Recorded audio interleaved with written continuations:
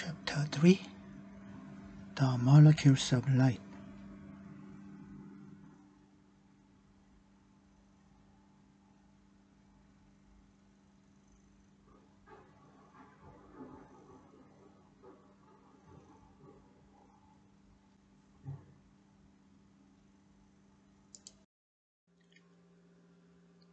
Carbon atoms are the most versatile building blocks of molecule, and living organisms consist mostly of carbon-based compounds,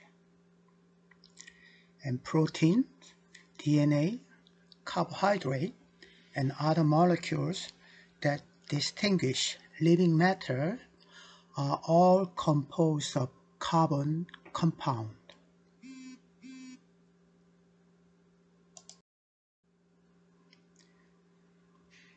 Atomic number of 6, carbon, it has 4 valence electrons.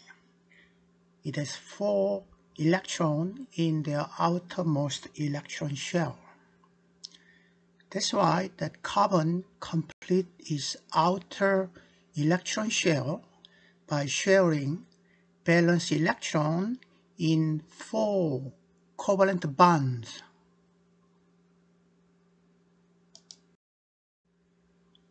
With 4 valence electrons, carbon can form 4 covalent bonds with a variety of atoms. This ability makes large, complex molecules possible. In molecules with multiple carbons, each carbon bonded to 4 other atoms has a tetrahedral shape.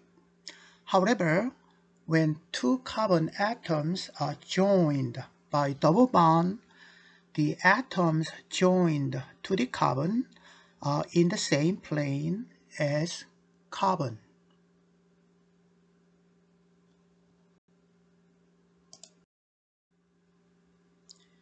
As carbon plays central role in organic compound, any compound containing carbon we call that's the organic compound.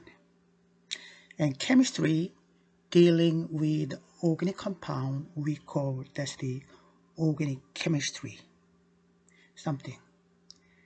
Because before, so up to now, scientists they believe organ containing compound only the living organism they can produce inside a living cell.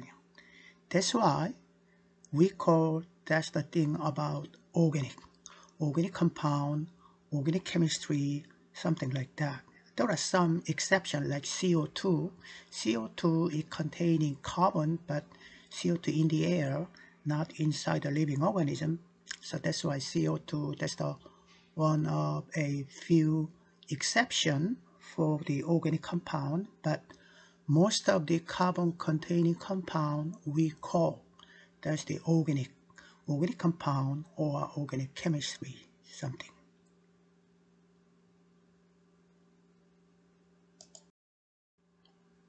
So this one showing you some simple example for the organic compound like methane CH4 or ethane C2H6 like that, or ethylene like ethylene C2H4 like that. So the electron configuration of carbon gives it covalent compatibility with many different elements. The valences of carbon and its most frequent partner like hydrogen, oxygen, and nitrogen, they are the building code for the architecture of living molecule.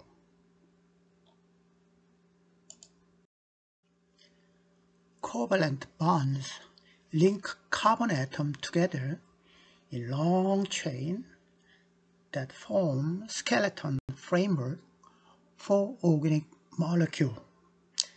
These carbon skeleton may vary in their length and shape and number and location of double bond and other element covalently bonded to available site.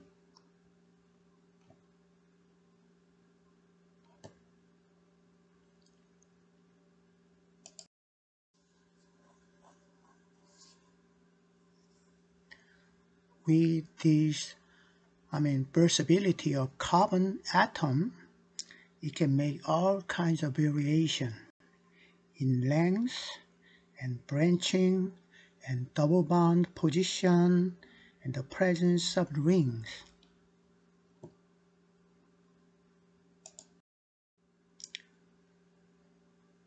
When they make carbon skeleton, the length, it can be theoretically the length of the carbon skeleton, it is limitless. It can be 2 carbon, 3 carbon, 4 carbon, and some tens and 100 carbon skeleton is possible.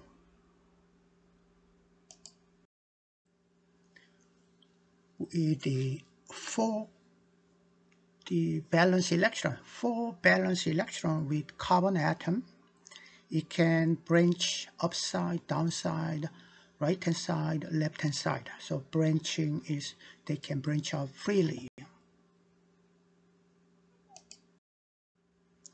Carbons not only connected with single bond, but sometimes double bond can be connected between carbon atom.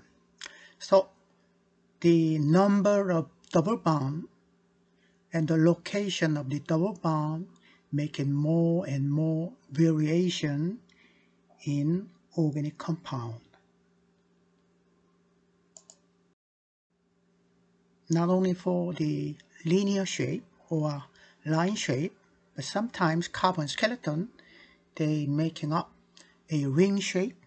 So those ring-shaped structure of the organic compound make more variation in organic compound. The simplest organic compound we can think of, that's the hydrocarbon. As the name suggests, hydro means hydrogen and carbon means carbon, so it is composed of hydrogen and carbon only. That's why we call hydrocarbon. Hydrocarbons are organic molecules consist of only carbon and hydrogen. Many organic molecules such as fat have hydrocarbon component.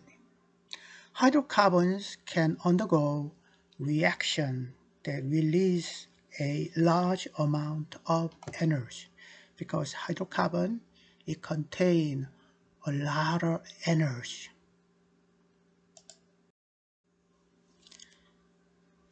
We just saw this picture before, and those molecules, they are the examples of hydrocarbon because all of them, they are composed of just carbon and hydrogen only.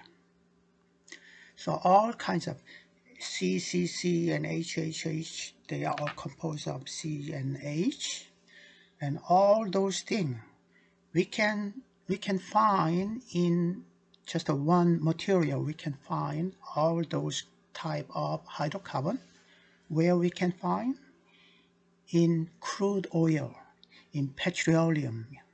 So petroleum, crude oil, it includes all kinds of hydrocarbon, the long one and short one. That's why we buy those crude oil from Middle East and we refine those things into gasoline or kerosene. We can classify them and resell as a fuel because those crude oil, it can include all kinds of hydrocarbon variety.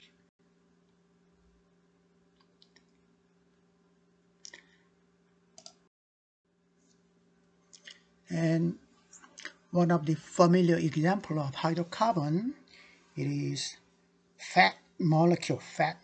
So around our Bethlehem, fat molecule, because most of the part composing fat molecule, that's the hydrocarbon, hydrocarbon. So we can see on the right hand side, those are the 1, 2, 3 line, they are all hydrocarbon.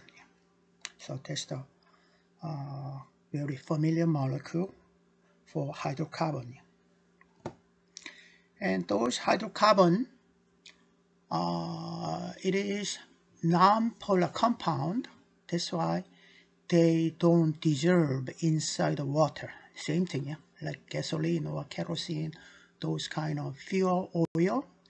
When you put inside the water, they don't dissolve inside the water because of those hydrocarbon. That's the non-polar molecule. That's why. With a variety of organic compound, sometimes we have isomers. What is isomer? Isomers are compound with same molecular formula but different structures and property. For example, for sugar, yeah, glucose, simple sugar, glucose or fructose, yeah, their molecular formula is C6H12O6. One more time, yeah. C6H12O6. It is composed of 6 carbon and 12 hydrogen and 6 oxygen. So glucose and fructose, they have same molecular formula. Composition of carbon and hydrogen, oxygen, they are same. However, their structures are different. So that's why for the glucose and fructose, we call them as isomers each other.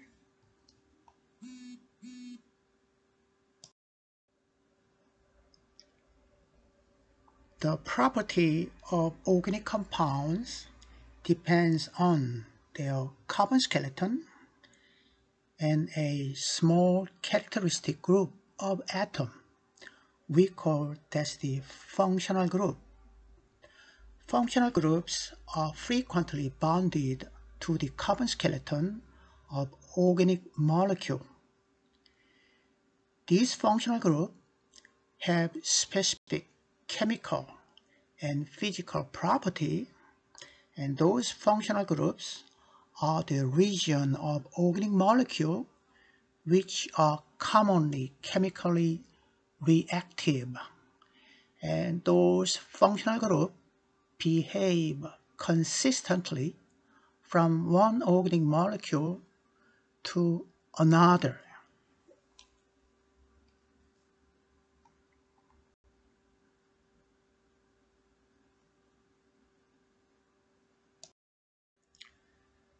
The functional groups that are most important in the chemistry of life, for the organic chemistry, first one, that's the hydroxyl group.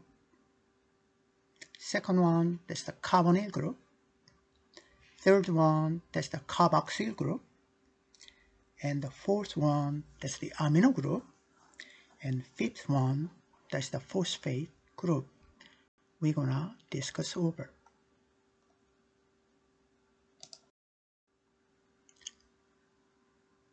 Okay, hydroxyl group, that's the OH group. A functional group that consists of a hydrogen atom bonded to an oxygen atom, which in turn to bonded to carbon with OH. This hydroxyl group is a polar group bonded between O and H is a polar covalent bond. How come it's polar?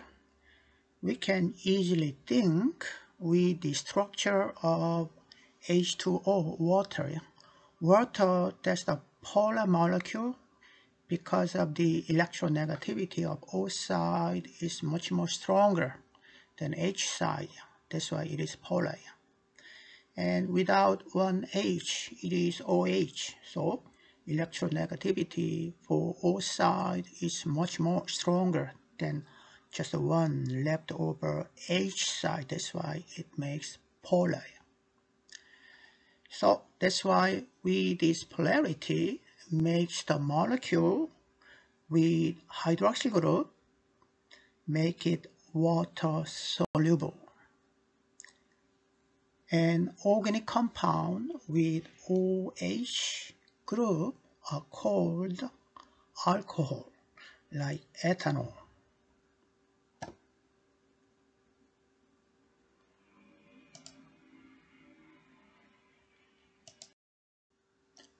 Next one is carbonyl group.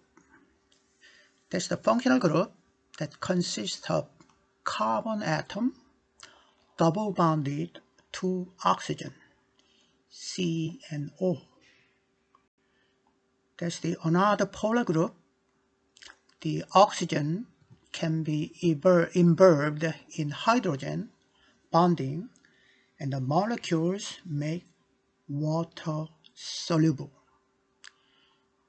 It is a functional group found in sugar, all the sugar. If carbonyl group is at the end of carbon skeleton, the compound is an aldehyde. Okay, so we're talking about the location of this carbonyl group. When carbonyl group is located at the end of carbon skeleton, then we call that compound as aldehyde. If that carbonyl group is in the middle, not exactly middle, but somewhere in the middle of carbon skeleton, then we call that compound as ketone group. Yeah, ketone compound. Carboxyl group, COOH.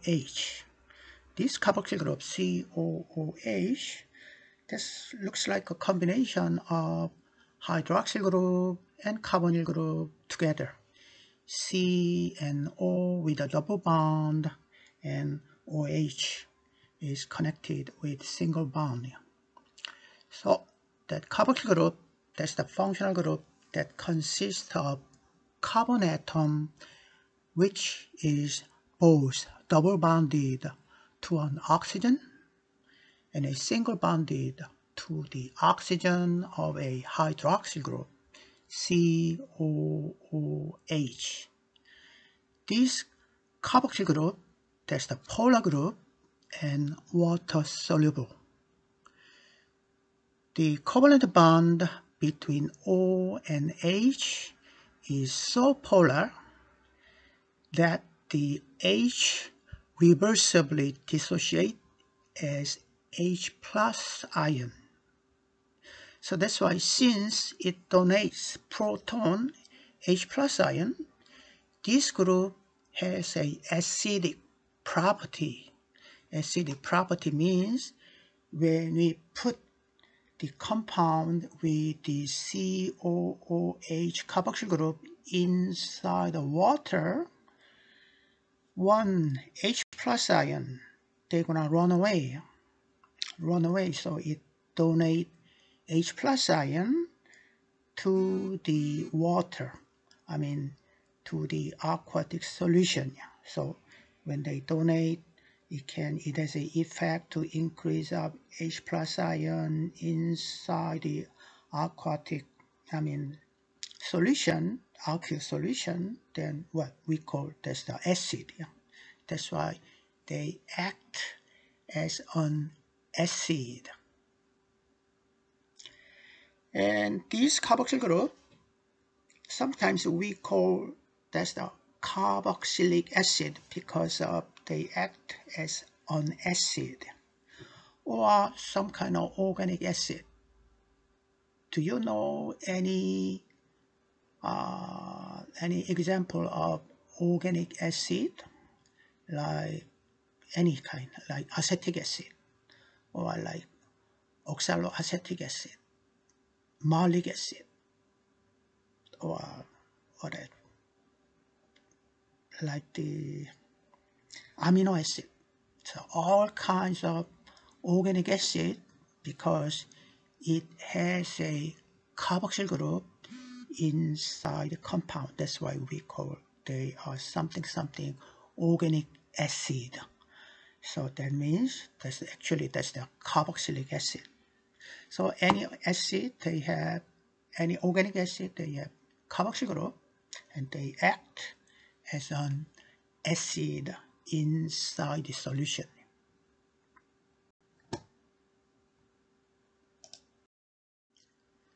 Okay, amino acid. It is NH2 connected with carbon. That's NH2. So amino group, that's the functional group that consists of a nitrogen atom bonded to 2H, and it is connected to carbon skeleton, so NH2. This amino group is a polar group and soluble in water. And when we put inside the water, they act as a weak base. What is base? Base means when we put inside the water, they have an effect to decrease down H plus ion inside the water. How? One H plus ion, they gonna get connected into NH2, become NH3 plus. That's why they accept a H plus ion or proton. That's why they act as act as a weak base. So it's funny, when we call amino acid, it is what? Amino acid, as I mentioned just earlier, amino acid, that's an organic acid, so it has a carboxyl group. And as its name said, the amino, so that's why amino acid having a 2 group, one amino group, second one carboxyl group. So it's funny. So at the side of amino group, they act as a weak base, and the other side, for the COOH carboxyl group, they act as an acid. So one side act on acid, the other side act as a base. It's kind of funny for the amino acid.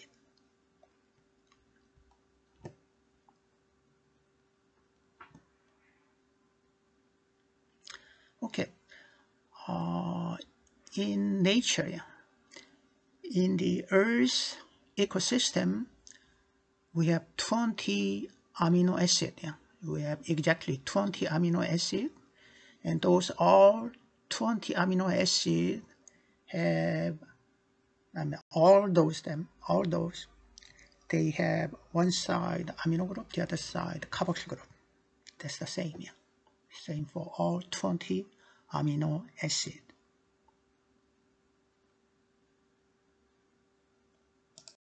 Energy transfer. So that phosphate group, it is a very important portion in ATP. That's the biological energy form.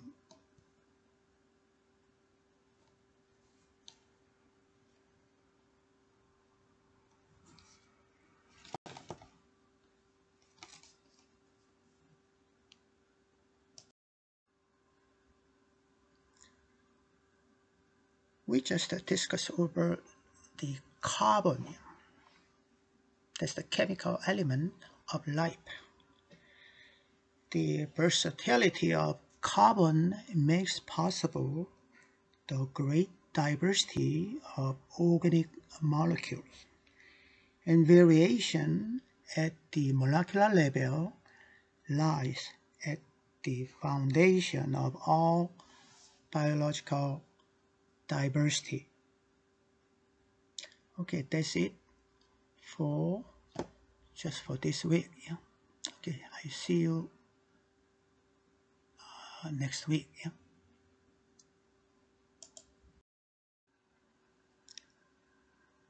There are 4 classes of macromolecules in living organisms: carbohydrate, lipids, proteins, and nucleic acid.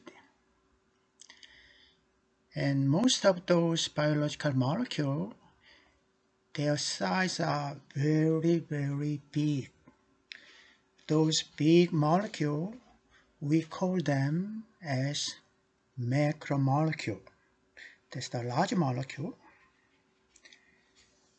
And large biological molecules have unique properties that arise from the orderly arrangement of their atom.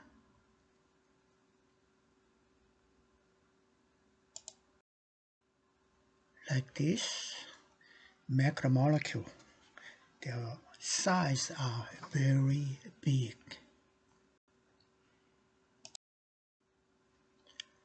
How come the most biological molecule they are macromolecule? Because many of them they have a form of polymer. Polymer is a long molecule consisting of many similar building blocks. So if I take one of the examples to explain the polymer structure, we can imagine a long structure of a train. A train is composed of the about same or similar vehicle connected one after another in line. Yeah? That train structure, that can be a explanation for the structure of a polymer. So polymer, it is composed of same or similar unit called monomer. That's the repeating unit that serve as a building block. So those carbohydrate and protein and lipids and nucleic acid, most of them, they stay as a polymer. That's why those biological molecules, they are macromolecules as the polymers.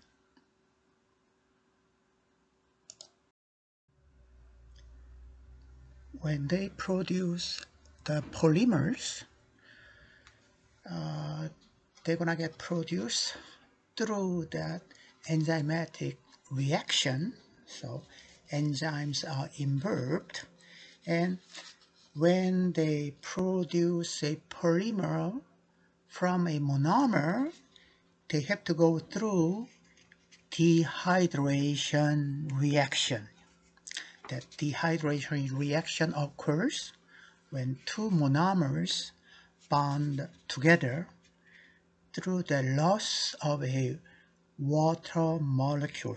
So with a one chemical bond, they extracted out 1 molecules of water.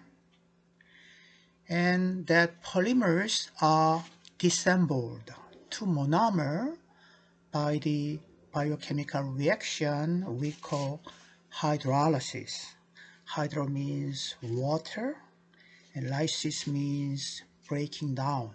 Put together, hydrolysis. So when they breaking up by adding up water.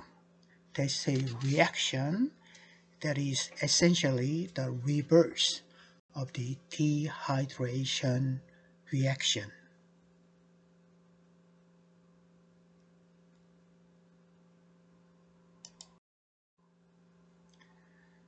Okay, the first diagram showing you the dehydration reaction, extracting out 1 molecules of water from H and OH.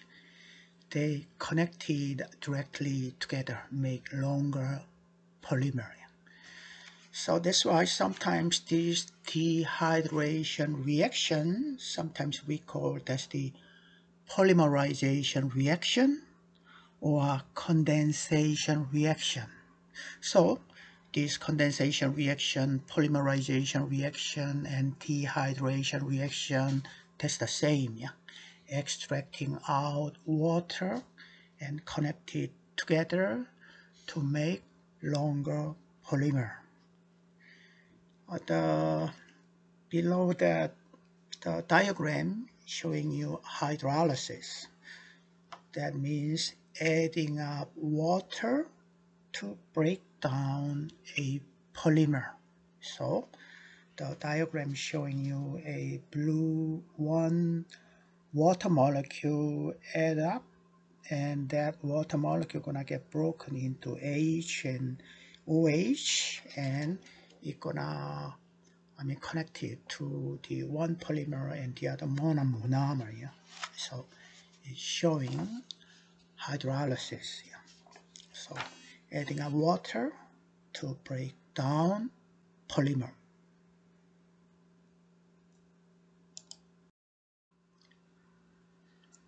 And each cell has thousands of different macromolecules, and macromolecules vary among cells of an organism, vary more within a species, and vary even more between species. A huge variety of polymers can be built from a small set of monomers. So in this chapter, we're going to discuss all 4 classes of macromolecules. First one, carbohydrate. Second one, lipids. And third one, protein. And the last one, nucleic acids.